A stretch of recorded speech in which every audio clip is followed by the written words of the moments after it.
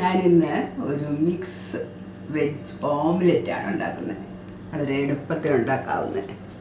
അതിനായിട്ട് 4 മുട്ട എടുത്ത് വെച്ചിട്ടുണ്ട്. പിന്നെ സാധാരണ നമ്മൾ ഓംലെറ്റിന് എടുക്കുന്ന ചെറിയ ഉള്ളിയാണിത്. ഒരു 4 ഉള്ളി ചെറുതായിട്ട് അരിഞ്ഞിട്ടിട്ടുണ്ട്. ഒരു വലിയ പച്ചമുളക്, കുറച്ച് കറിവേപ്പില. പിന്നെ ഇത് ഒരു ടേബിൾ സ്പൂൺ തേങ്ങ തിരുമിയതാണ്. അതുപോലെ തന്നെ ഒരു ടേബിൾ സ്പൂൺ മുരിങ്ങയിലെല്ലാം കഴുകി നല്ല നീറ്റായിട്ടിങ്ങനെ ഇലയാക്കി വെച്ചിരിക്കുന്നു. അത് തക്കാളിയാണ് അടുത്തത്. ഒരു ടേബിൾ സ്പൂൺ തക്കാളി കൊച്ചായിട്ട് അരിഞ്ഞു വെച്ചിരിക്കുന്നു. ഇത് ഒരു ടേബിൾ സ്പൂൺ ക്യാരറ്റ് സ്ക്രേപ്പ് ചെയ്തത്. ഇത്രയും ചേർത്താണ് ഇത് ഉണ്ടാക്കുന്നത്. പിന്നെ മുട്ട അടിക്കുമ്പോൾ അതിൽ ഉപ്പും കുരുമുളക് പൊടിയും ചേർക്കും. ഇത് കുരുമുളക് പൊടിയും ഉപ്പും ചേർക്കുന്നതിന് മുമ്പ് മുട്ട അടിച്ച് കഴിയുമ്പോൾ അതിൽ ഈ സ്പൂണിന് ഒരു ഗ്ലാസ് വെള്ളവും ഒരു ഗ്ലാസ് പാലും കൂടെ ഞാൻ മിക്സ് ചെയ്ത് വെച്ചിട്ടുണ്ട്. ഇതും കൂടെ അതിൽ ചേർത്ത് അടിക്കും. മുട്ടയൊക്കെ പൊട്ടിച്ച് നല്ലപോലെ അടിക്കണം. നമുക്ക് എഗ് ബീറ്റർ വെച്ചും അടിക്കാം. ഞാനിപ്പോൾ ഒരു ഫോർക്കാണ് ഉപയോഗിക്കുന്നത്. മുട്ടയൊക്കെ മിക്സായി കഴിയുമ്പോൾ ഞാൻ ഈ ഒരു സ്പൂൺ പാലും ഒരു സ്പൂൺ വെള്ളവും കൂടെ വെച്ചിരിക്കുന്നത്. അതും കൂടി ഇതിലൊഴിച്ച് അതും കൂടെ നല്ലപോലെ മിക്സ് ചെയ്യും. ഇതിലോട്ട് കുരുമുളകും ഉപ്പും കൂടെ നമ്മൾ ചേർക്കുക. കുരുമുളക് പൊടിയാണ്. ഞാനൊരു പാൻ വെച്ച് അതിലോട്ട് കുറച്ച് വെളിച്ചെണ്ണ ഒഴിച്ചിട്ടുണ്ട്. ഈ വെളിച്ചെണ്ണയിലോട്ട് നമുക്ക് നമ്മുടെ ഉള്ളി, പച്ചമുളക്, കറിവേപ്പില, പിന്നെ മുരിങ്ങയില, തക്കാളി,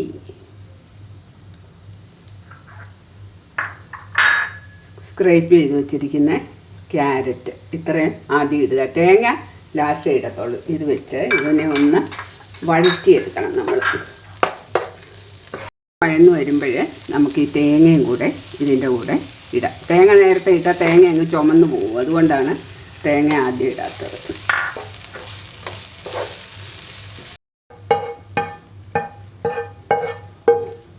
നമ്മൾ ഈ അടിച്ചൊക്കെ വെച്ചിരിക്കുന്ന മുട്ടയുണ്ടല്ലോ, കുരുമുളക് ഉപ്പുമൊക്കെ ഇട്ട് അതിലോട്ട് ഈ വഴറ്റിയ സാധനങ്ങൾ മാറ്റും.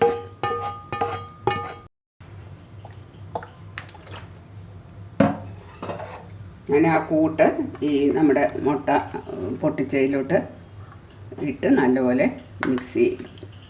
ഇനി നമുക്ക് എണ്ണ ചൂടാകുമ്പം ഇതിലോട്ട് ഒഴിക്കാം.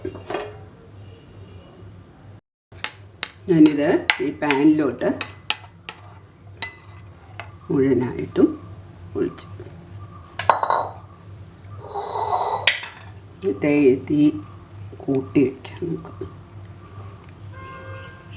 ഓംലെറ്റ് പിന്നെ മൂത്ത് കഴിഞ്ഞപ്പോൾ എനിക്ക് എളുപ്പത്തിനായിട്ട് ഞാനിത് 4 കഷ്ണമാക്കിയിട്ടാണ് തിരിച്ചിട്ടത്. നിങ്ങൾക്ക് ഒരുമിച്ചിടാമെങ്കിൽ അത് നല്ലതാണ്. ഞാനിപ്പോൾ ഏതായാലും പലർക്ക് കഴിക്കാനുള്ളതായതുകൊണ്ട് ഇത് 4 കഷ്ണമാക്കിയിട്ട് ഈ മൂപ്പാകുമ്പം തിരിച്ചിടണം. ഇതാ നമ്മുടെ ഓംലെറ്റൊക്കെ റെഡിയായിരിക്കുന്നു. ഇത് വളരെ ടേസ്റ്റി ആയിട്ടുള്ളതാണ്. നല്ല ഗുണപ്രദവുമാണ്. മുരിങ്ങയിലയും ഇതും ക്യാരറ്റും എല്ലാം ചേർത്തതുമാണ്. അപ്പോൾ ശരിക്കൊരു നല്ലൊരു കംപ്ലീറ്റ് ഡിഷാണിത്. പിന്നെ ഇത് വട്ടത്തിൽ ശരിക്കും പൊക്കിയെടുക്കാനൊക്കെ എനിക്ക് പ്രായാധിക്യം കൊണ്ട് ഫുള്ള് ഒക്കുന്നില്ല. അത് ഞാൻ മുറിച്ചിട്ടെടുത്തത്.